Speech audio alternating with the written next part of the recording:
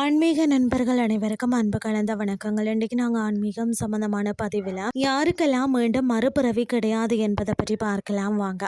மரணத்தோடு ஒரு மனிதன் வாழ்க்கையை முற்று பெறுவதில்லை, அது மேலும் மேலும் தொடர்கிறது. யாருக்கு மறுபிறவிகள் ஏற்படாது என்ற சந்தேகம் அனைவருக்கும் இருக்கும்.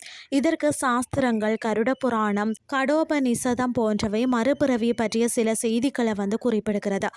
பொதுவாக பூமியில் அனுபவிக்க வேண்டிய அனைத்தையும் அனுபவித்து முடித்தவருக்கு மீண்டும் மறுபிறவி ஏற்படுவதில்லையா.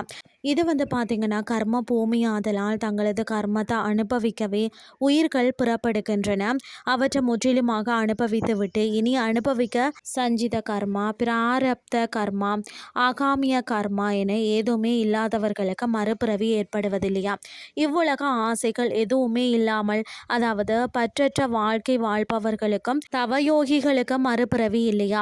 சிறந்த தவத்துடனும் பக்தியுடனும் வாழ்ந்து இறைவன் ஒருவனையே தங்கள் பற்றுக்கோடாக கொண்டு தாங்கள் செய்யக்கூடிய செயல் அனைத்தையும் இறைவனுக்கு அர்ப்பணித்து வாழ்பவர்களுக்கு மறுபிறவி இல்லையா.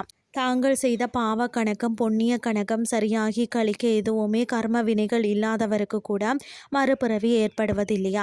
தன்னலம் கருதாது வாழ்ந்து மறைந்த மகான்களுக்கு மறுபிறவி இல்லை. இறைவனின் கட்டளைப்படி மட்டுமே அவர்களது அவதாரம் நிகழும்.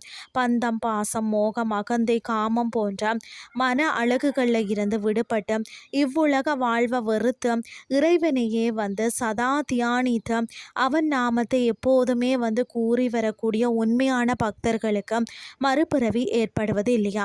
எல்லா ஆசைகளும் தீர்ந்தாலும் சில கர்ம எச்சங்களை மட்டுமே கழிக்க இயலாமல் அதற்கேற்றவாறு உடல்நிலை, ஆயுள் நிலை இடம் தராது இறந்து போனவர்கள் மீண்டும் பூமியில மறுபிறவி எடுக்கிறார்களா.